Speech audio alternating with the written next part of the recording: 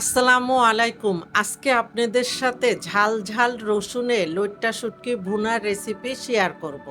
ভিডিওটি ভালো লাগলে পাশে থাকা বেল আইকনে একটি ক্লিক করে রাখবেন। এতে করে আমি যে কোনো ভিডিও আপলোড দিলে আপনারা সাথে সাথে নোটিফিকেশন পেয়ে যাবেন।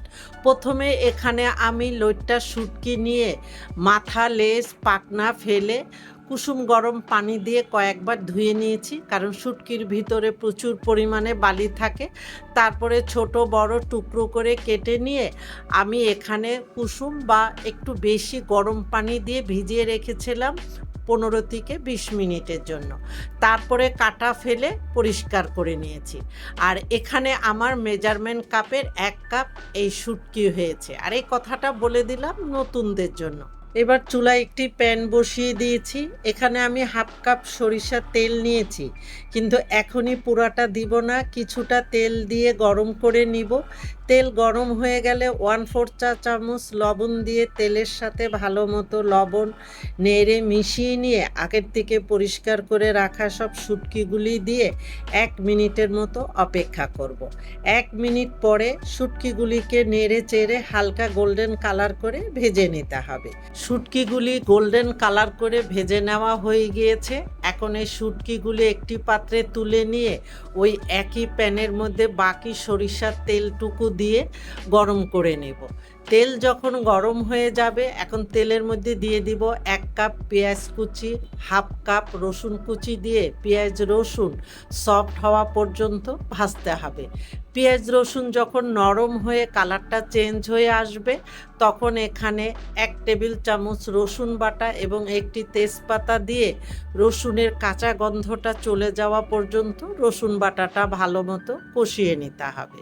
রসুন বাটা ভালো মতো কষানো হয়ে গেলে এখানে আমি 2 থেকে 3 টেবিল চামচের মতো পানি দিয়ে দিচ্ছি, কারণ আমি এখন কিছু মশলা অ্যাড করব।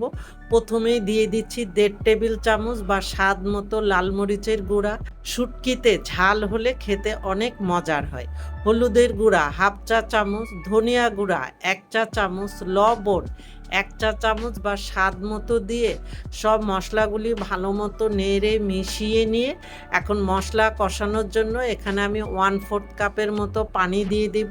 আর এই মশলা যত ভালো মতো কষাবেন, আপনার শুটকি রান্নাটা ততই টেস্ট হবে। সব কিছু ভালো মতো নেড়ে মিশিয়ে ঢাকনা দিয়ে কিছুক্ষণ অপেক্ষা করব। মশলা খুব ভালো মতো কষানো হয়ে গিয়েছে। এখন ঢাকনাটা তুলে মশলাগুলি একটু হালকা হাতে নেড়ে মিশিয়ে আগের থেকে ভেজে রাখা সব শুটকিগুলি মশলার মধ্যে দিয়ে মশলার সাথে ভালো মতো নেড়ে মিশিয়ে আরও 2 থেকে 3 মিনিটের মতো এইভাবেই নেড়ে চেড়ে কষিয়ে নেব।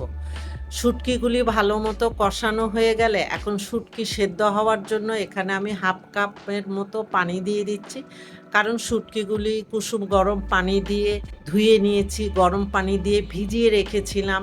শুটকিগুলি ভালো মতো ভেজে নিয়েছি, আবার কষিয়ে নিয়েছি, তাই এখানে শুটকিগুলি সেদ্ধ হতে খুব একটা সময় লাগবে না। এখন ভালো মতো নেড়ে মিশিয়ে ঢাকনা দিয়ে আমি 6 থেকে 8 মিনিটের মতো অপেক্ষা করব। 8 মিনিট পরে আমি ঢাকনাটা তুলে শুটকিগুলি হালকা হাতে নেড়ে মিশিয়ে দিয়ে এখানে 1/4 কাপ রসুন একটু মোটা করে কেটে দিয়ে দিচ্ছি। আর স্বাদ মতো কাঁচামরিচ দিয়ে শুটকির সাথে ভালো মতো নেড়ে মিশিয়ে চুলার হিট মিডিয়াম লোর মাঝামাঝি রেখে ঢাকনা দিয়ে 5 মিনিটের মতো অপেক্ষা করব। 5 মিনিট পরে ঢাকনাটা তুলে শুটকিগুলি আবারও নেড়ে মিশিয়ে দিচ্ছি। আপনারা চাইলে এই পর্যায়ে পরিবেশন করতে পারেন। এবার চুলার হিট একদম লোতে রেখে ঢাকনা দিয়ে আমি 3 মিনিটের মতো অপেক্ষা করব। 3 মিনিট পরে আমি ঢাকনাটা তুলে নিচ্ছি। আমার শুটকি রান্নাটা কমপ্লিট। আর দেখেন উপরে তেল ভেসে উঠেছে। এখন এই মাখা মাখা শুটকি গরম গরম ভাতের সাথে পরিবেশন করতে চলে যাব। আর এই তো তৈরি হয়ে গেল ঝাল ঝাল রসুনের লইট্টা শুটকি ভুনা। আশা করি ভিডিওটি আপনাদের কাছে ভালো লেগেছে। ভিডিও ভালো লাগলে ফ্রেন্ডস অ্যান্ড ফ্যামিলিদের সাথে বেশি বেশি করে শেয়ার করবেন। আপনারা ভালো থাকবেন, আমাদের জন্য দোয়া করবেন। আল্লাহ হাফেজ।